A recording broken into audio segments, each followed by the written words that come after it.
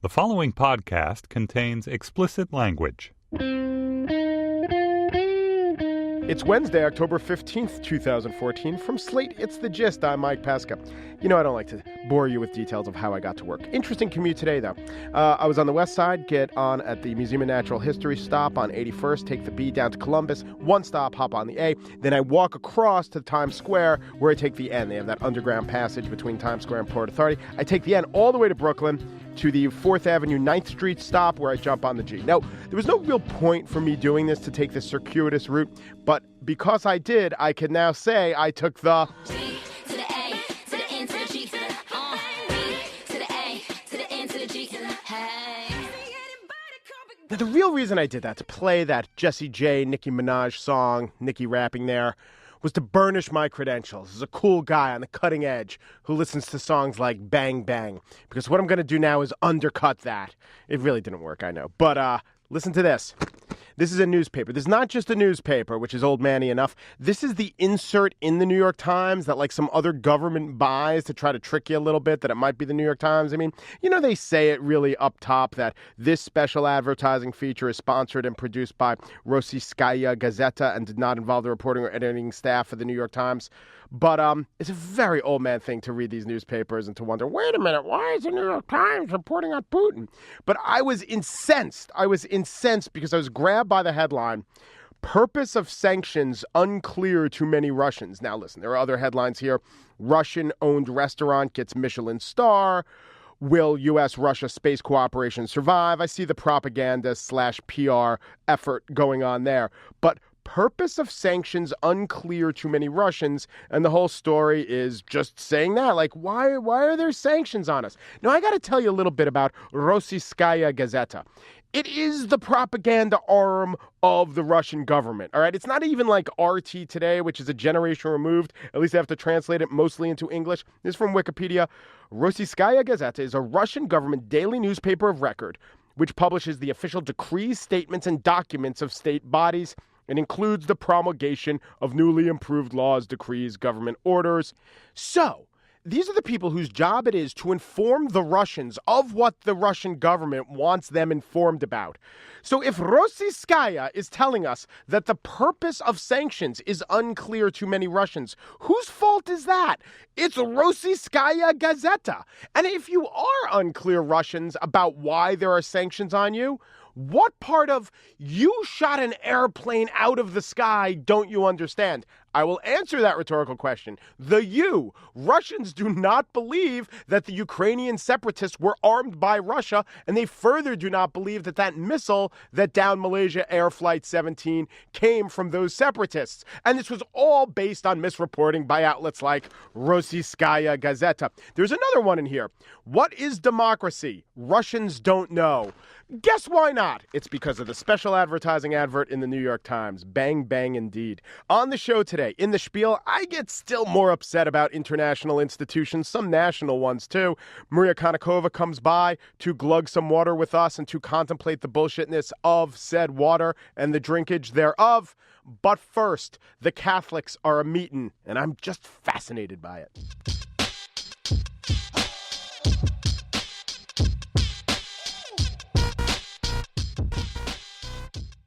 Its official name is the Extraordinary Synod of Bishops. It's taking place in Rome right now. There are meetings through the 19th. Pope Francis and bishops are reformulating Catholic policy in terms of hot-button issues like divorced people and gay people and the family. Technically, the synod will last a year through 2015 when the Ordinary Synod of Bishops meets. Joining me now is Joshua McElwee, who writes for the National Catholic Reporter. Hello. Yeah, hi, thanks for having me. Before we even begin on the details, define what kind of meeting is this? How often does it happen? What sorts of policies have resulted from this in the past? Yeah, so it's a synod, which is a global meeting of Catholic bishops at the Vatican. There's a normal schedule for those, but Pope Francis called an extraordinary one, an out of the normal schedule one for 2014, because he wanted to focus on the question of families. What's going on with families around the world? So we actually called two separate synods, one for this year and one for next year, 2015, on the same subject. And so they've been meeting here in Rome for, I guess, a week and a half now. Yeah. And they just issued a summary statement saying what they've been doing in that first week of their meetings. What have been the headlines?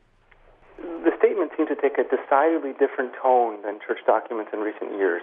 So where the church might have said in the past, taken a very judgmental tone, saying, if you're not following church teaching strictly to the letter, there's a problem and you're kind of out of line. But what this document seems to say, it's much more about accompanying people in their daily lives, showing mercy, and maybe leading them gradually to what the church teaches, but not at the front saying, well, you're wrong. I'm fascinated by Pope Francis, and when he was selected to be Pope, a lot of the narrative was things like talking about how he opposed gay marriage. I said, that's church doctrine, what do you expect? There were reports about his own beliefs and how humble a person he was, and how he really lived a humble, almost poor life, using public transport and living in a small apartment there in Argentina. But I've been just fascinated and really surprised with how, for lack of a better word, progressive his agenda has been. Now, I want to ask you a couple questions. One, did we, maybe people who look at the church casually, people who look at it expertly like you do, did we misinterpret how inherently conservative the church was? Well, it's tough with the progressive and conservative labels in the church because it's not kind of on the same spectrum as U.S. politics. But for sure, Pope Francis is someone who wants discussion, wants dialogue, and wants everything to be on the table. When he spoke to the bishops, he told them to speak frankly and boldly. And that is something that is new. This Synod of Bishops, this meeting that's happened before, normally it's kind of expected. The bishops come to Rome, they read a prepared statement that's pretty dry, probably boring, and there's not real issues. There's not about real day things going on today. Pope Francis has devised this system in a new way, saying, no, we're going to talk about the real thing and nothing is off the table. Now, granted, progressive, conservative, it does not comport to U.S. politics, for instance, but underlying a lot of his beliefs and what he's doing is not just effective leadership, amazingly effective leadership like a guy who's taking over a sclerotic old company and breathing life into it and challenging the middle managers. In some ways, this is what bishops are, the middle managers, to get their act together. But, he is endorsing more forgiveness for sinners, for instance. He is endorsing policies that, would have been seen as butting up against the kind of strictest interpretations of church doctrine, isn't he? Well, I think Pope Francis is coming out of an entirely different mindset and place of the world than the popes we've had in centuries. He's the first Latin American pontiff coming from Argentina. And in the 1980s and 90s, the bishops in Latin America, they have a group, the bishops across Latin America, and they were meeting together and hashing out what was going on in that complex region of the world, economically, with poverty, and in all sorts of areas.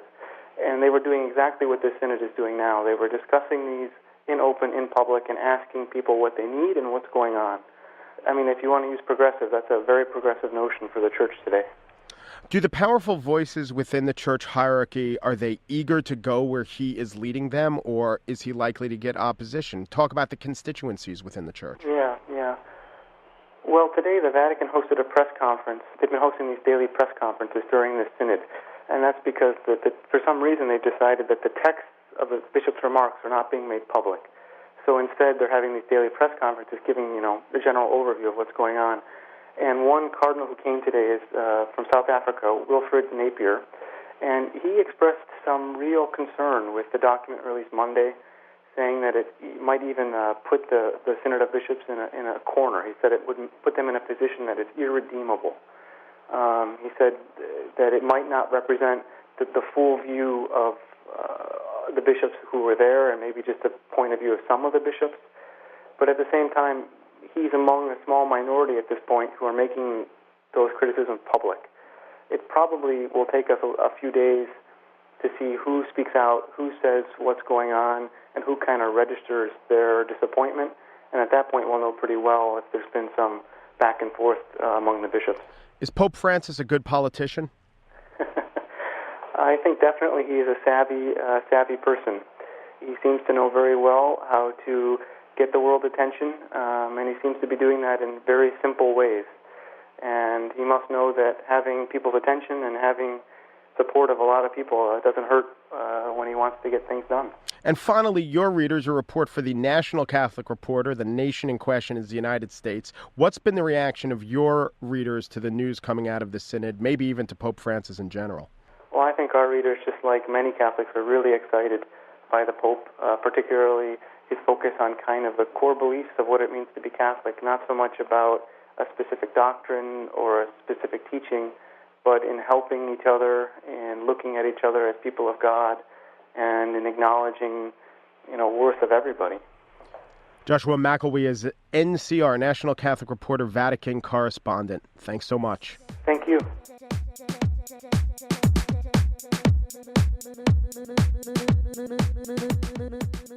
So I was on the website beautyblitz.com. Slogan, you're a click away from gorgeous, but I'm already on the site, so what are they saying? Anyway, we asked models, what's your beauty secret? So there's the premise. We asked models, what's your beauty secret? Let's see what models said. Caitlin Lyon, honestly, I drink a ton of water.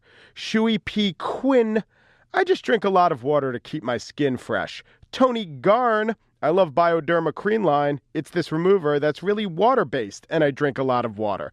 That's not just true for models. It's true for everyone. Drink a lot of water. It's really healthy. The magic number, 8 cups a day. So I'm just wondering, is this bullshit? I mean, models are saying it, and they are pretty. Maria Konnikova is here. She covers science for The New Yorker. She's well hydrated during this interview. Let's you and I, Maria. Cheers. I hope it goes well. We both have, these are 16 pint glasses of water, crushed ice. Which will actually be 2 of our recommended daily servings, since Really? It's 8 glasses of 8 ounces. So we have 16 ounces right here, so we're getting 2 down. Yeah. Okay, so if we gulp these, we're a quarter of our way home. But is there a good scientific basis for this 8 glass a day recommendation? Absolutely not, Mike. What? This is something that's been going around even before the internet, that drink 8 glasses, 8 ounces every day. And the real science behind that recommendation is that it's easy for us to remember. We can't be bothered to remember something more complicated. And that's kind of a good guideline for you should drink a lot of water, probably more than you want to. Yeah. But when it comes right down to it, we still don't really have an adequate way of measuring hydration. There's a great way of measuring dehydration, so I will know if you haven't had enough water, but there are lots of different ways of getting proxies for hydration, but there's not a single one that works across the board with the general population. And so we simply don't have the data to say, well, how much water is sufficient? We don't know. So how do they measure this? Or, have they done studies that try to compare the 1 glass of water a day drinker versus the 8 glass of water a drinker in some rubrics? Well, the only way they can really do that is by basically looking at the levels of dehydration in people and comparing that to people who've been drinking water. So you'll have, for instance, 2 athletes on a treadmill, and you'll make one of them drink water and the other one won't be able to drink water for that half an hour. And then you measure their performance. You measure, how well they've done on the treadmill. You measure how well they do on cognitive tests after. And you basically see, what's going on. Is there a big difference? And what we find is, frankly, there really isn't, because some studies show, yes, there is. Other studies show, no, there isn't. And it's never really big. I think the biggest effects I've seen in the literature are something around 2.4%. So it's actually of a difference in performance, which is actually quite low. Yeah. And so we're just talking about drinking water in order to perform an athletic feat. Or perform cognitively. So there are studies that try to compare how good water is for you. Yeah. There's only one thing that we know for sure, and that's being dehydrated is really, really bad for you. But the way to cure dehydration is not 8 ounces. It's just enough water. It's just enough water. And pretty small amount, actually. Yeah, and what we actually know is that adults are pretty good at regulating their water intake. Your body tells you when it's thirsty, and when your body tells you it's thirsty, you should drink. And you should drink a lot of water. And it's easy to fool your body, because even if you just put water in that glass and don't swallow, spit it back out, don't actually do that, please. Okay, sure. But if you did it, your body would think you drank it, because the receptors on our tongue signal before we even swallow the water, that, hey, I'm about to get hydration. It's about to go into my blood. I'm about to get this wonderful thing, which is why some athletes, they will actually just rinse their mouth, but then spit the water out so that they don't gain water weight if they're about to weigh in, for instance, if you're a boxer or something like that. I think maybe the one reason why models drink so much water and say it's good is because it is filling and, models can't eat or anything. Yes. So that's got to be going on. Yeah, it definitely is filling, but it doesn't help you lose weight. That's another big misconception about water, that drinking a lot of water helps you lose weight. Yeah. That's only true if you're replacing water with the fruit juice that you drank before or the Coke that you drank before. By the way, all of those are liquids. So when we say you need X amount of liquid a day, it doesn't have to be water. A lot of our water comes from fruit, comes from vegetables. Right. It comes from things that aren't actually water. What would be the thinking behind the, water helps your skin? Or is this one of those very simple thinkings like, hey, my skin is greasy, so you shouldn't eat greasy food, which has been pretty much disproved. Hey, my skin is dry, therefore I should drink water. Well, we know that hydration is good for the skin. Sure. And the skin is your barrier against the outside world, and it also keeps you hydrated because it keeps the water in unless you're sweating, which is when it lets the water out. And so I think people think you drink more water, your skin becomes more hydrated, it becomes tauter, it becomes Is that true? rosier. No, it's not actually true. We do know that not drinking water is really bad for the skin because then your skin starts getting dry. But what's much more important than drinking water is being in a good climate, keeping your skin moisturized from the outside. Most dry skin isn't a result of not drinking enough water. And by the way, no matter how much water you drink, you're still going to get wrinkles. Those have nothing to do with hydration. That's sun and environmental exposure. Maybe it's one of those things where people who are in good shape say, I drink water. You'll never hear anyone say, hey, how'd you get in good shape? I got to tell you, drinking a lot of water was not part of it. Like, no one will stop to make that claim. And it's probably true that the same kind of person who thinks I got to drink 8 glasses and does it even if they don't want to do it is the same kind of person who will make sacrifices based on food choice that is smart, will make sacrifices based on exercise that is smart. So it seems this myth about water seems to correlate to true opinions about healthy living. Absolutely. Now, and it's not to say that there should be no regulation, because while I said that all adults are pretty good at regulating them, that's not always true. When you're really young or really old, your ability to regulate your own thirst goes way, way down. So little kids don't really know how to read their body signs, so they'll often be out in the sun playing or doing whatever, and they won't drink enough because they don't understand that they need to. They can't read their body cues. So kids, you need to forcefully hydrate them. There's a really great Israeli approach because it's so hot there. And because they're really rude people. They give their kids all the time salty nuts and salty snacks to eat because then they get thirsty and they drink enough water. Yes. So it's a way of tricking them. Now, Let me re-say that and say, and because they're not beholden to some of the niceties of American parenting.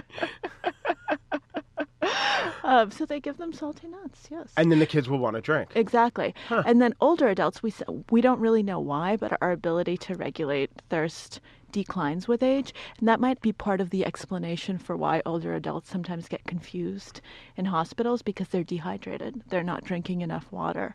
And we do know, once again, that dehydration is really, really, really bad. And when you're dehydrated, you can't think as well. You do sometimes get delirious and you're not really sure what's what. And, you're going to die. If you don't drink water for a few days, that's all it takes. Maria, I'm not a scientist, but we're going to die anyway. Yes, life is 100% fatal. Let us now pause to imbibe as I ask this next question. So let's cut to the water chase. Let's cut to the chase through this canal, and I will ask you, drinking 8 glasses a day, that helps your health. That helps your skin. That will help you become one click away from glamorous. Is that bullshit?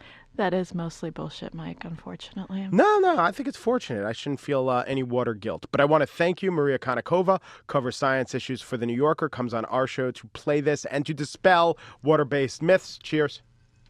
Thank you, Maria. Thank you, Mike. Refreshing.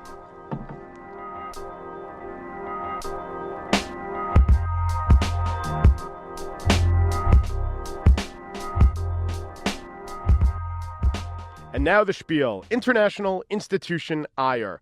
there are several international institutions which have earned my ire. So often we make an individual the villain. We personify villainy in the form of a person. We direct our anger at that guy or that woman or that former national security advisor during the Nixon and Ford administrations. But it's institutions that really have got me down today. I would just like to list some of the institutions that are on my radar screen and not in a fun Santa Claus has been detected by NORAD kind of way. Institution number one, the office of the Turkish presidency. Okay, I understand that Turkey is a minimal satisfier in the war on ISIS, a satisficer, the dating sites might tell you. And I get that Recep Erdogan is playing his own game. We talked about him, president of Turkey's motivations a couple days ago. But not joining the fight against ISIS with everything you got, or really with anything you got, that's one thing. Bombing the Kurds is another. Turkey launched airstrikes against the PKK, the main fighters who are fighting ISIS. This was from WallStreetJournal.com. Turkey appears more concerned about Kurdish rebels on its soil than Islamic State fighters in Kobani. Its warplanes repeatedly bombed the PKK, or Kurdistan Workers' Party, in the southeast Hakkari province on Monday. I like how they say Turkey appears more concerned with the Kurds, and the evidence of this appearance is the hellfire raining from the sky. I guess in Turkey, I'll acknowledge the PKK officially on some U.S. government lists as terrorists. Hard to be good with guns in the Middle East and not to be terrorist aligned, however. Fine. But really, in Turkey, bombing the Kurds, it's just become like a knee-jerk response to everything. In case of fire, break glass and bomb the Kurds.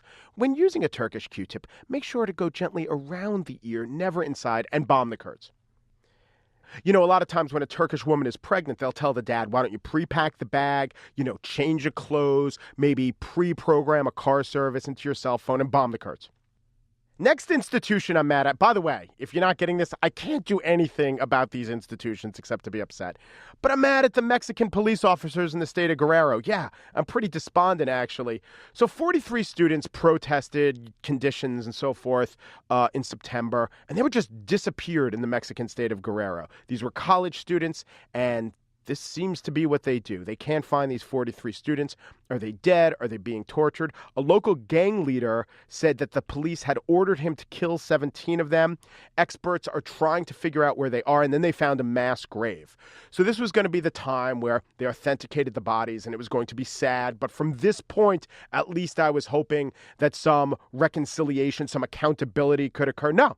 Mexico's attorney general today said, we found this mass grave, and there are no DNA matches with the students. In other words, there are 28 bodies or remains in the mass grave. None of them were the disappeared 43. So we don't know where the 43 students are. There's also a mass grave that we have no idea in Mexico who these people are. In fact, it's so bad in Mexico that in many of the stories about this mass grave not being the grave of the students, no one is even bothering to ask, well, who are the bodies? This, sometimes international news can either get me angry or can get me sad. I choose to be angry over this one because if you dwell too much on it, you get sad. But here's one. It's a domestic one, and it's really all about anger. I'm very upset with Dallas Presbyterian Hospital. I'm sure you are too. They screwed up the admission of this guy, Duncan, who had Ebola. They got that wrong. One of their nurses gets Ebola because they don't know how to take off their equipment. Turns out another nurse today was announced, got Ebola. What is going on? Emory Hospital gets people with Ebola, treats people with Ebola. Those people walk away. Dallas gets a person with Ebola who shouldn't have even had Ebola. I mean, they should have figured it out beforehand. And they just create more people with Ebola because of it. Does the United States have an Ebola problem, or does the United States have a Dallas Presbyterian Hospital problem?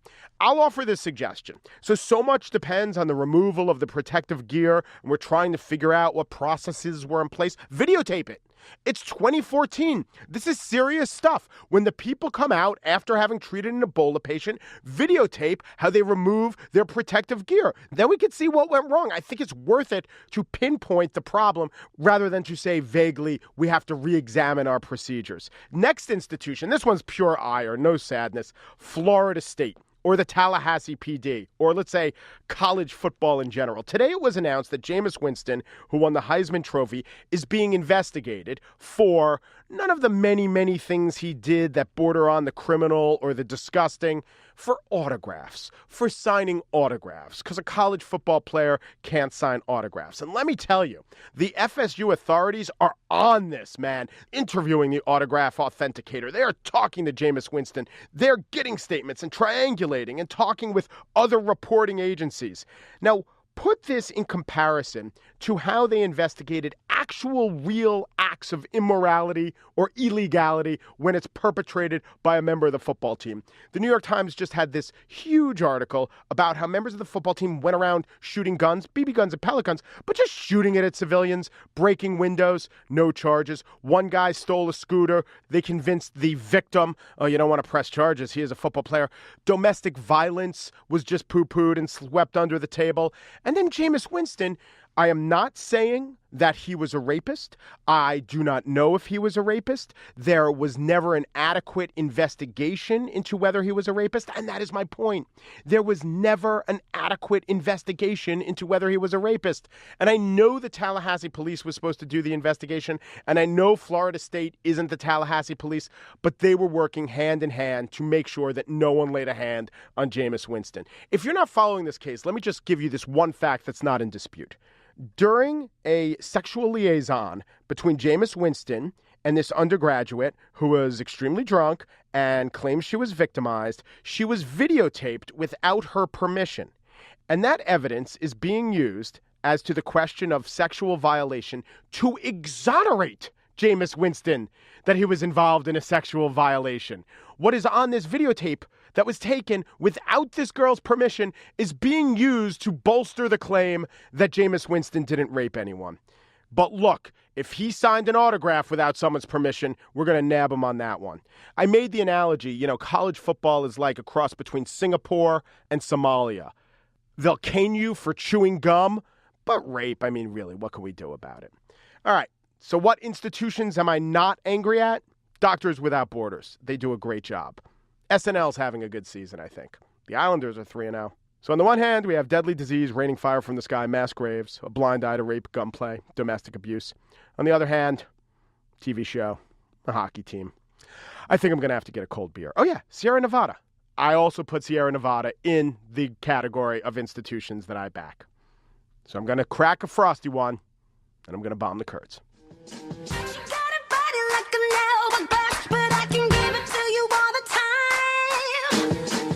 And that's it for today's show. Andrea Salenzi, Andy Bowers, Mike Volo, they all help me produce.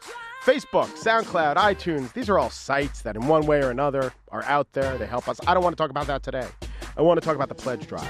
After today, you have 2 more days where I'm going to talk about this. Then we're going to let it lie fallow. And during those 2 days, I hope you talk up the gist. I hope you tell people I think you'd like the gist.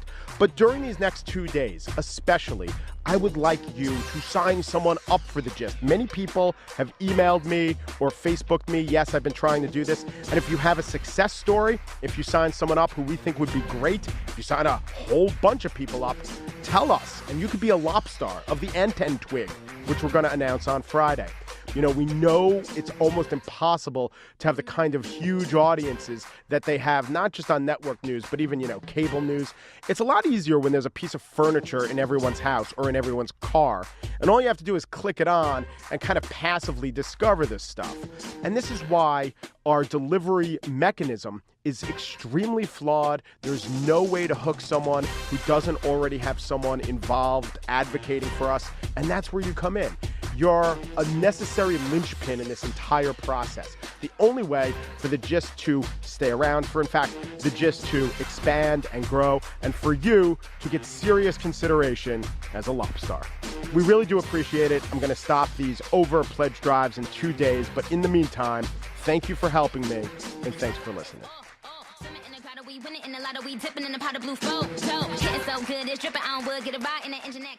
It's Tuesday, October 14th, 2014. From Slate, it's The Gist. I'm Mike Pesca.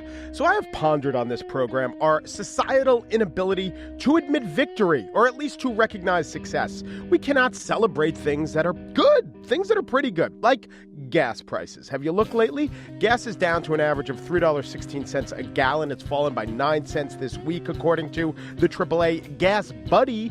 Tracks 43,000 gas stations. A third of them are selling gas for less than $3 a gallon.